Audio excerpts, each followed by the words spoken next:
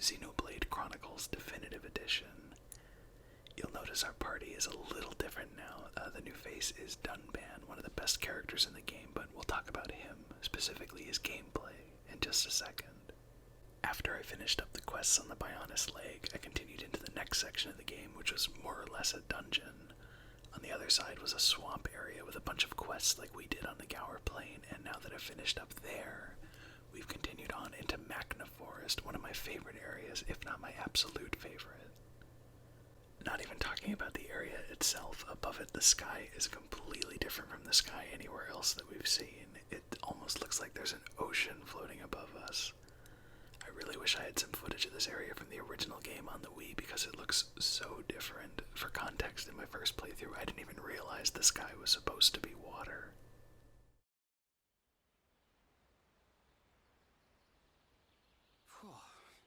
Who turned up the heat? I've never seen such a dense forest. Me neither. How much further? This must be the back of the Bionis. If Shulk's vision is right, we've still got a long way to go. You mean go on in this heat? I'm sweatier than a brog's armpit. We'll have to search for the best route. Sadly, until we find a way, we'll have to put up with Rhine's stench. Charlotte?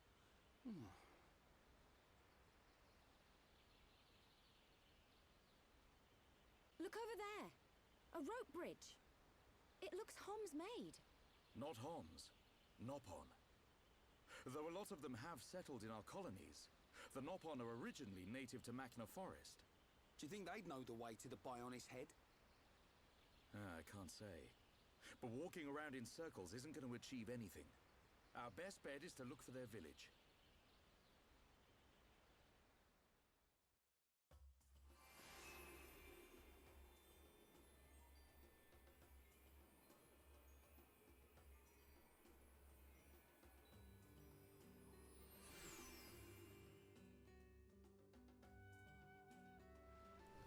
We'll just politely and respectfully ignore that unconscious person in the first camera angle there, but Macna Forest really lives up to its name. We're just on the outskirts of it now, but a pretty dense jungle is waiting for us on the other side of that Homs-made bridge the characters noticed before.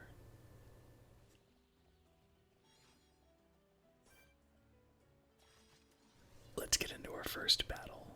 Doing all of the side quests and killing a bunch of enemies in the previous area means that our party is pretty strong. We're level 33 and this enemy's level 28, so it'll be over pretty quick, but I really want to talk to you about Dunban. He's my personal favorite character to play as in this game. Like Ryan, he's a tank, or at least he has the tools to be made into a tank. Xenoblade is kind of open-ended sometimes with how you can gear and customize your party, but he has a unique distinction in that he's an evasion tank, meaning that he has much less HP and defense than Ryan, mostly because he can't wear heavy armor at the start, but he has the highest base agility stat in the game, which means he mitigates damage by avoiding it completely. But at this point I haven't taken the time to make sure that he takes a lot of aggro. Right now on his equipment I mostly have gems that increase his damage output and just one that increases his already high agility, while I kept the aggro up gem I have on Ryan. As we take on this Macna Iluka, I can talk a little bit about Dunban's arts. He has a move called Gale Slash that puts a damage over time effect on the enemy, and after that he has a combo system where these two moves, Worldly Slash and Electric Gutbuster, have a bonus effect if applied immediately after Gale Slash. Worldly Slash always lowers an enemy's physical defense, but if performed after Gale Slash, it also lowers their strength. Electric Gutbuster has no benefit other than damage if you perform it on its own, but if you do it after Gale Slash, it inflicts break on the enemy. And that's wonderful, because Dunban also has his own move that inflicts topple, called Steel Strike. Doing this, Dunban can break and topple the enemy completely solo, leaving Shulk and Ryan to either do a move to daze the enemy in addition to their topple, or use their own topple moves to extend the duration.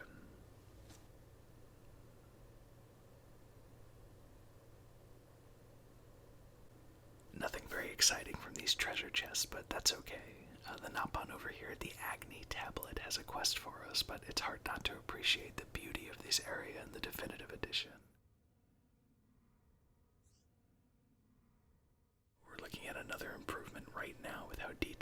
extra work and lighting is on the sides of these cliffs. Well, we definitely don't need any normal quality weapons with no gem slots because we've been doing side quests. I was hoping this vendor might have some art books for us to buy so we could level up some abilities, but oh well. Let's pick up these quests and see where they'll be sending us. I only wanted to head down this ramp to explore, but it looks like the quest we just picked up needed us to come down here anyway.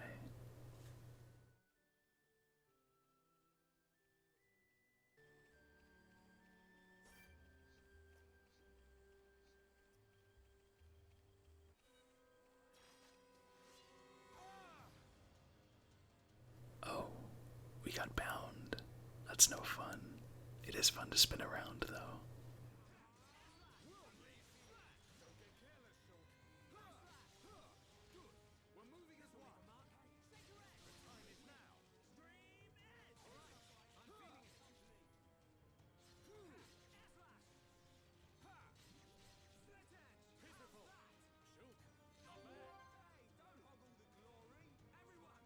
I really want to show you Blossom Dance, which is Dunban's main talent skill. It's purely a DPS skill, and it can be really powerful because it does a lot of hits as long as you correctly time the B button press all 3 times. The damage numbers speak for themselves, honestly, and the petals are an amazing visual flourish.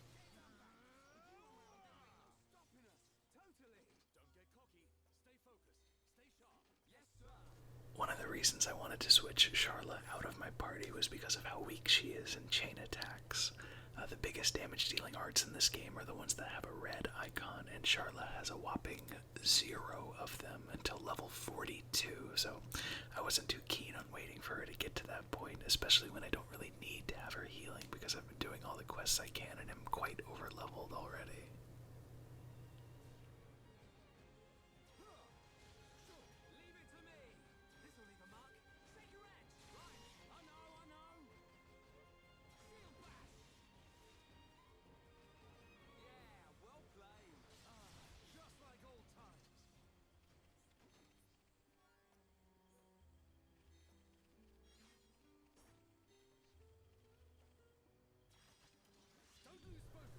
This damn bird loves just taunting us from a distance.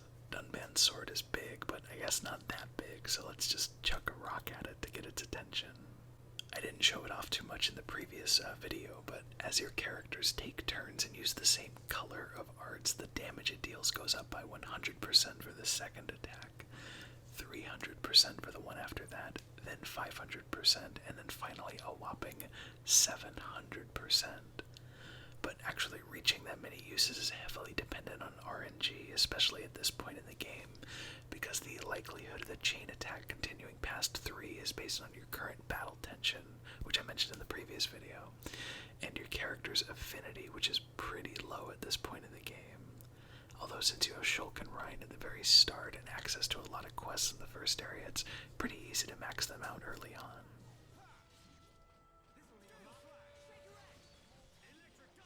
We're getting a lot of good progress on our quest here, as well as a nice level up for Shulk, which is always a good feeling.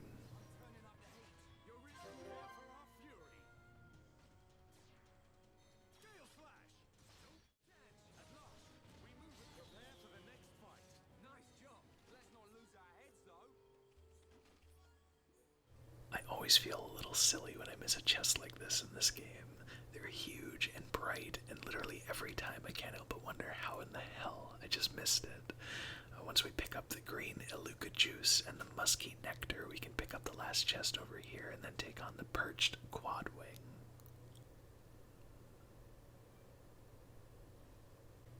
Using Dunban's Blossom Dance can be a little bit of a double-edged sword, though. It deals so much damage that it's always satisfying to see an enemy health bar just melt down, but it does take a long time to get its usage back up again. When I was playing as Ryan, each auto attack added 10% to his main talent gauge, meaning we were able to use his taunt after 10 auto attacks. Dunban's gauge fills up by 5% for each auto attack, but can compensate by filling the gauge by using specific arts later, and also his lock-on aura, which I have equipped to the second slot. Lock-On is a great aggro skill for single target situations because it forces the enemy to focus on Dunban and Dunban to focus on the enemy. With multiple enemies, it actually removes your ability to switch targets if you're controlling him, but Lock-On also makes it so every time you evade, which Dunban does a lot being an evasion tank, that also adds to the gauge by 5%. So there are options here, but they're a little limited early on in the game. And extra for me right now because I'm mostly using Dunban as a DPS with Ryan also being in the party. I really like fighting down the side of this mountain because it gives you a great view of the falls in the distance. I know I've already mentioned it a lot, and one of the biggest draws of Xenoblade is its absolutely massive world, but it's still pretty impressive and a little surprising at this point in the game that you can actually go all the way down here and swim all the way to the falls if you wanted to. And the game will probably reward you for it too, even if it's just a collectible item or a little chunk of EXP for finding a location.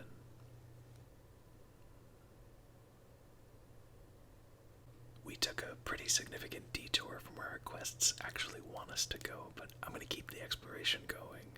At the bottom is a landmark, so we can easily teleport here if we need to, and we can pick up a few ether crystals for our troubles, which lets us craft gems to put on our equipment.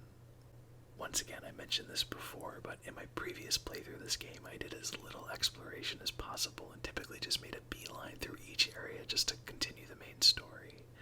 In the interest of not doing that, I'm going to spend entirely too much time swimming out to this island to see if there's anything interesting there, and pan the camera around very dramatically just to get a feel of the sheer size and scale of the place.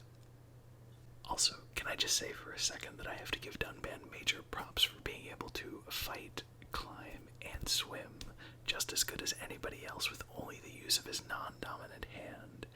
Pretty much every party member you pair him up with talks about how amazing he is and how much of a hero he is, and it's very easy to agree with them for that reason on its own, and the fact that he's just a great and lovable character in general.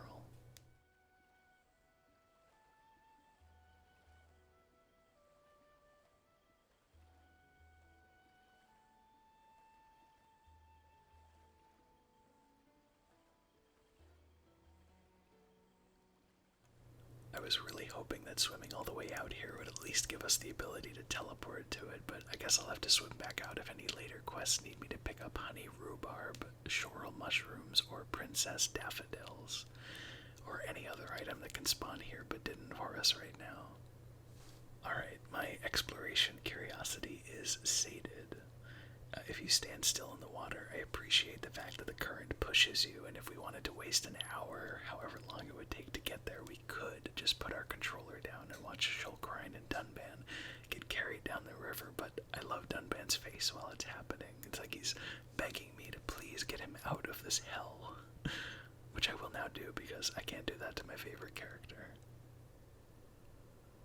After skip traveling back to the Agni tablet, we can see the river from way above now as we walk past the very imaginatively named Bridge 1 and actually also get a really big future plot spoiler that reveals Shulkenrein's ability to instantly teleport behind Dunban, nothing personnel kid style.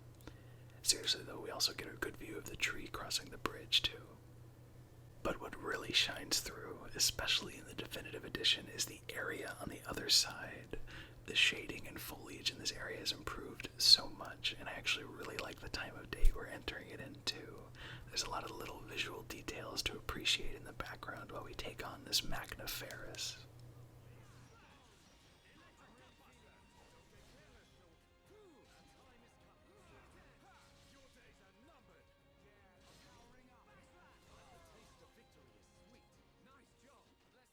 There is a quest marker up there, so we'll have to use these mushrooms to jump on top of that log, which is clearly intended as a small platforming section.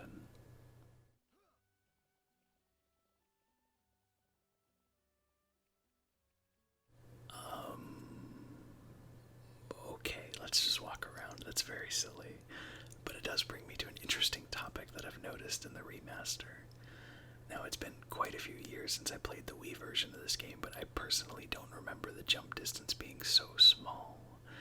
Actually, I remember Xenoblade having a really floaty jump that let you hop over most smaller obstacles in the game, but in Definitive Edition it seems really, really limited by comparison. You can't even jump over some smaller railings in the very first area that I remember very much being able to do before.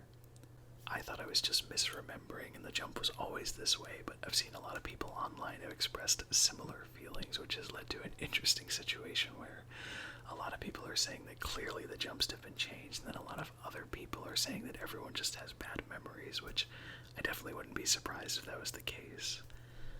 I've only seen one comparison video so far, and it was just a single jump that isn't possible in the definitive edition because the model for the platform they jumped on top of was raised for whatever reason in the Switch version. I don't know why they did that. So the mystery continues as of this video, but I do want to add that this version of Xenoblade is using a different engine than the original, I believe. I think it uses Xenoblade 2's engine, at least partially, which is then based on Xenoblade Cross's engine, which makes me think that it's not too out there to think that they changed the way the jump works slightly at the very least. Speaking of Xenoblade Cross, that game has a ridiculously high jump. You can literally jump over houses. I love it. But anyway, back to Macna Forest, which, like I said before, feels beautifully dense. I'm really grateful for the fact that the game doesn't require you to go back and turn into an NPC for most of the quests. Thinking about it, it does so much to push you to keep exploring and seeing new sites, inching closer and closer to your objective, while also getting a lot of extra money and experience along the way. It's a satisfying loop and makes it really easy to lose track of time.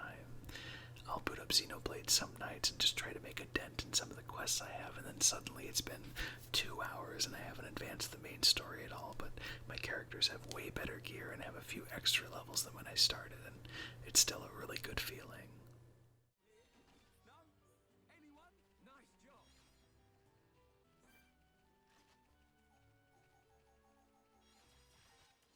I just wanted our trio here to take out this Macna and cell, but unfortunately I used Dunban's AoE strength up buff and it brought over this Dinosaur too.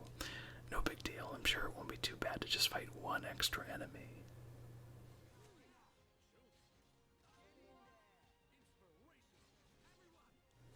Oh god.